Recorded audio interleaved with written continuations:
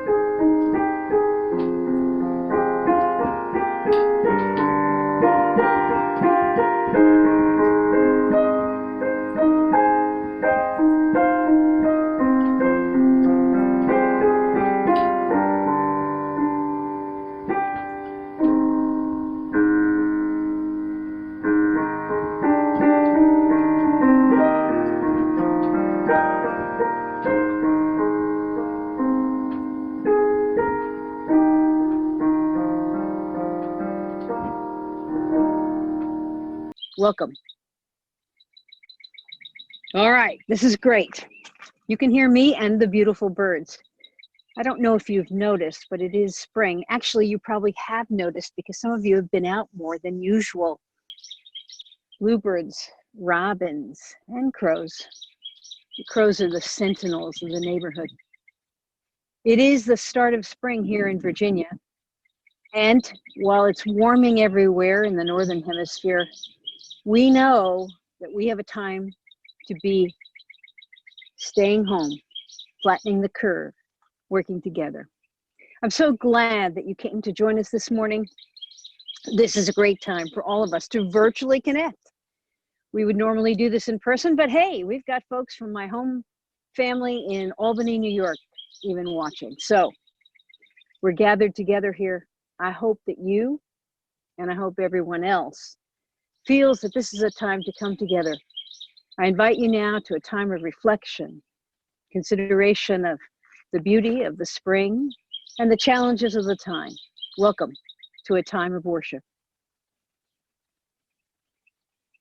At times, our own lights go out and is rekindled by sparks from another person. Each of us has cause to thank with deep gratitude of those who lighted the flames within us. It begins with breath. We, community, a Sunday service. We, a body, as one. We anticipate the quiet. We say, exhale. We say 3 cleansing breaths. We say, breathe naturally. Our bodies a shared muscle. In. Now out again. It begins with breath.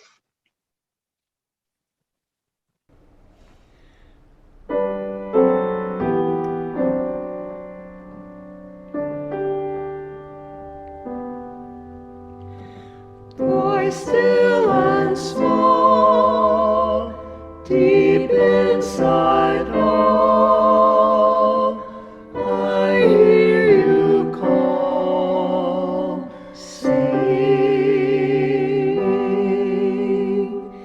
In storm and rain, sorrow and pain, still will remain singing,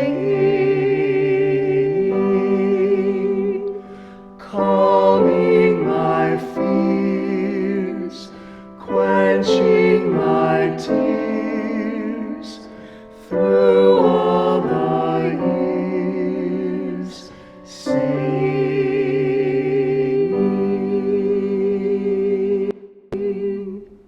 The quiet settles, a sea of intention befalls us, and we know ourselves as one.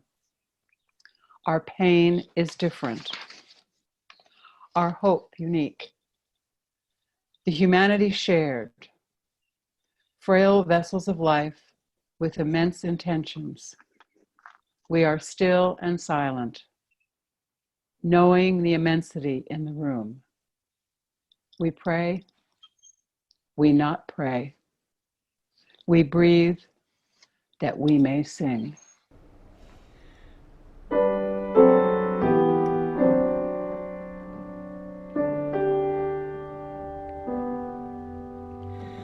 Lie still and small, deep inside all, I hear you call, sing.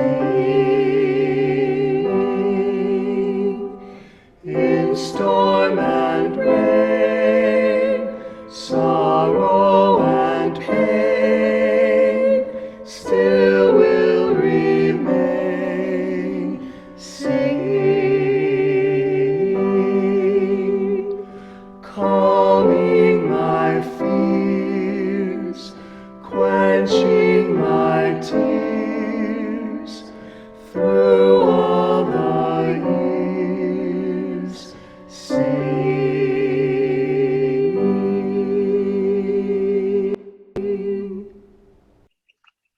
Inside the storm, in the distance among us, the sound of voices out of the doors, over fences, beyond walls, singing, breathing. Inhale, exhale. I am here. I sing too. I breathe too, still, apart or together. In thanksgiving, we breathe.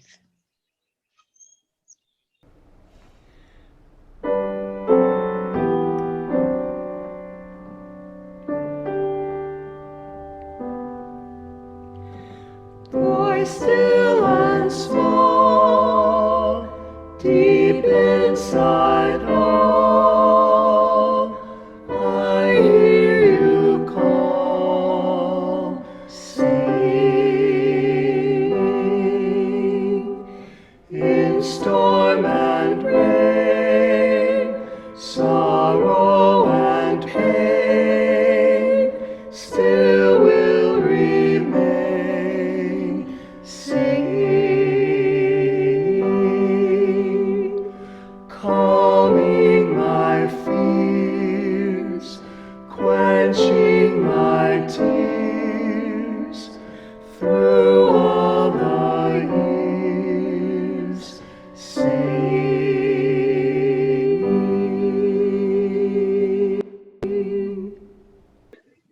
Join me in a time of reflection and prayer.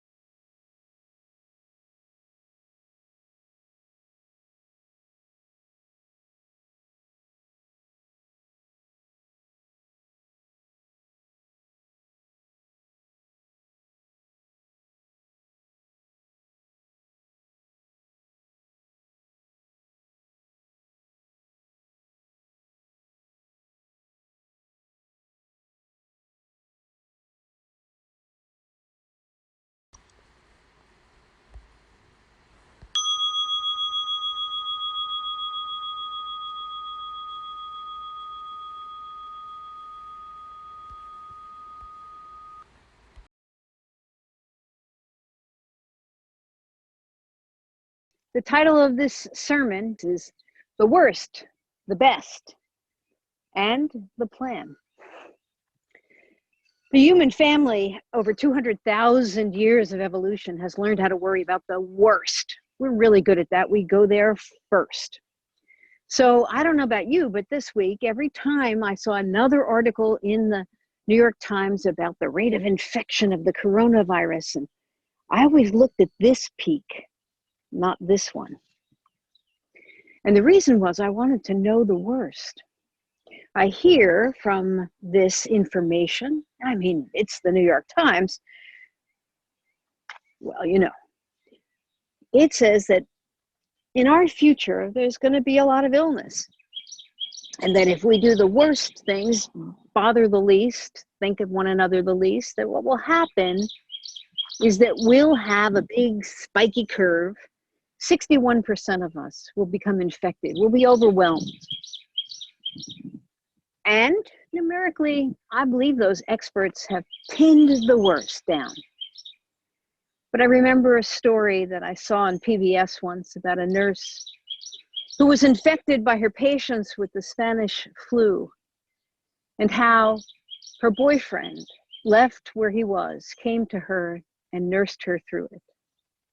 You know, I believe in that as also being a real part of the scenario of anything that happens in the worst. Now, I think it's important that we all feel what we feel. We have fear. We have reason to have fear. We have caution. We have reason to have caution. We have distance, and there's good reason to keep it. But we also know that when we think about the worst, we need to get it out of us. So this week we were sitting as a staff saying, is it okay to complain? Should we vent? Some of us like that word. But Reverend Sherman and I were talking to people who convinced us that we needed to allow that everybody needs to rant. And Dr. Sinclair, our intern, said there are a lot of people who are close to panic. You can get that way. I heard all kinds of stories this week. Even my family's chat was full of them. But the reality is that that's one story. That's the worst possible story. Let's think about the other stories, the best story. Let's think about what the least infection looks like. After all, my neighbors and I are all staying home.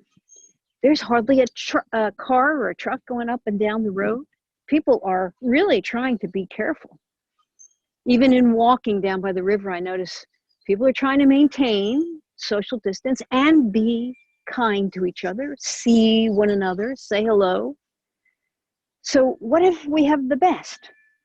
What would that look like? And that's so much better, so much better, so much flatter the curve, so much more humane and decent the way we're interacting with one another. But also, when we go to the best, we can live in a la-la land, unaware of what we really are required to do, thinking that everyone else is doing it. It'll be okay. I don't need to be careful. I don't need to do my share. And of course, we all do. So The worst, the best, what we need is the plan. The plan happens right here. We need to recognize that we as human beings, we live in the middle of things, real things, honest things. And we need to live with a sense of groundedness and love and care for one another. Those are important things. And we need to be careful so that we can be kind to each other. The plan is what you and I are required to do to keep ourselves calm, to understand ourselves as being responsible. And for most of us, we're a little bit at sea. We're in our homes, only our homes, rarely outside our homes. And we can get lost in the day. So at this time in particular, it's really, truly important that all of us take time to structure what we're doing a little bit. There's the sun coming up and the sun going down, and we need to kind of establish rising times and sleeping times. We need to set aside some time in the day that's quiet, reflective, meditative, sitting with others, praying with others, discerning, discussing, delighting with others, having some meal times that are shared, tuning into one another's video and being a part of one another's dinner. At the end of this, maybe if you've done some of these things, great, you can share them. I told the leadership group yesterday that I had cocktails with friends on Friday, and it was lovely. It was about 45 minutes, perfect.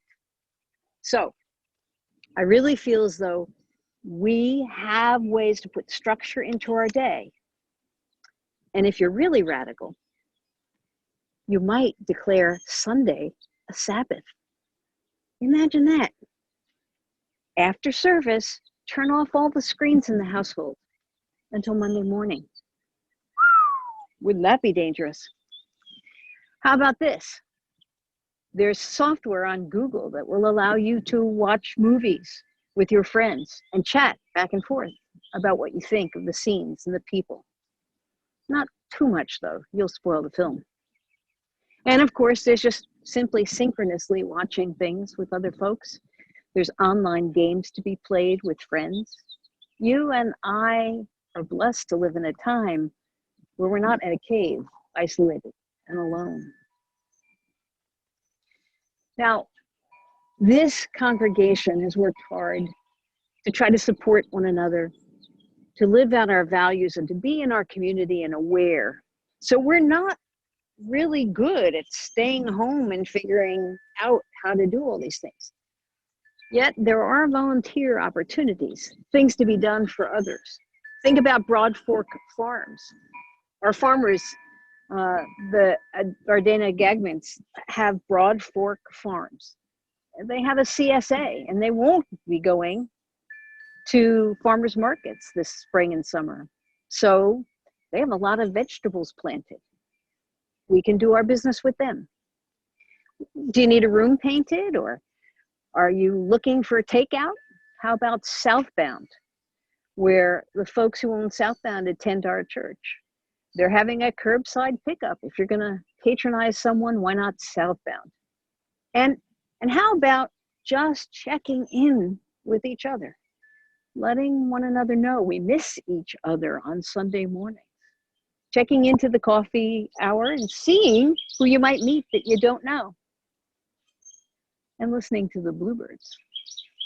So, robins. I don't know, they're all singing now. Anyway, the worst is not our destiny. The best is not our destiny. Our destiny is the community in the middle that is the plan to love and care for one another, to spend time with our families, to see this as a time of planting deep seeds of renewal, and to understand everything has changed, but a lot can be born. So yes, rant that you can't go to the gym, or you can't visit your family, or you're unhappy that you have to stay home and work. And laugh about things like your well-planned service going haywire. I will. I'm sure we're going to have a good laugh over this. This was even more well-prepared than last week. And so anyway, I just want you all to think about the fact that this is a fertile time for us as human beings to make plans that are bold and daring. Maybe there's a book in the offing. Maybe there's a new friendship to be born. And maybe there's a new you emerging, coming forward at a difficult time. Trust yourself to make the plan and to follow it.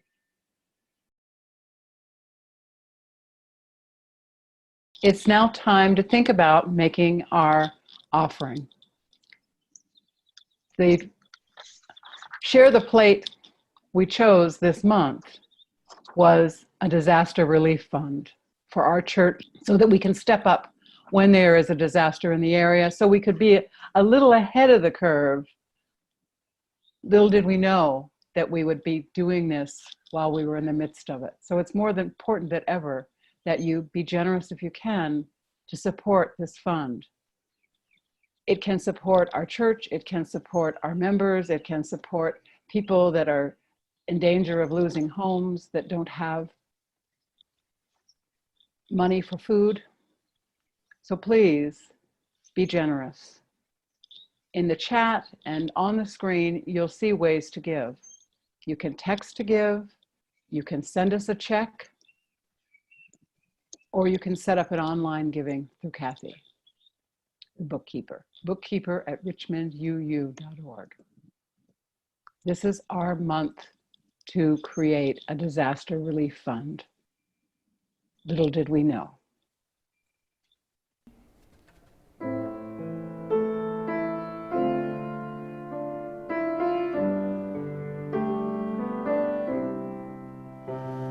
Spirit of life, come unto me. Sing in my heart all the stirrings of compassion. Blow in the wind, rise in the sea.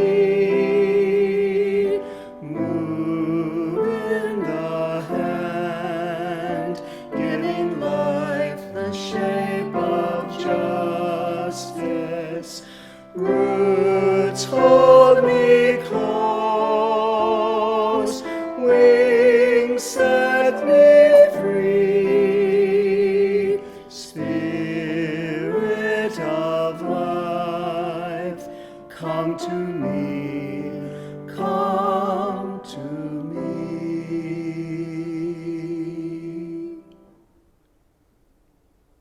Join me in a time of reflection and prayer.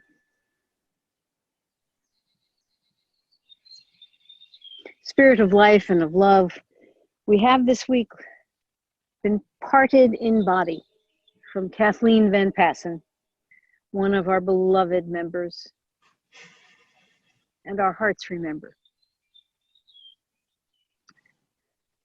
We also want to welcome Oli Scott, born as the grandson of Amy Russell, minister at the Unitarian Universalist Church of Glen Allen.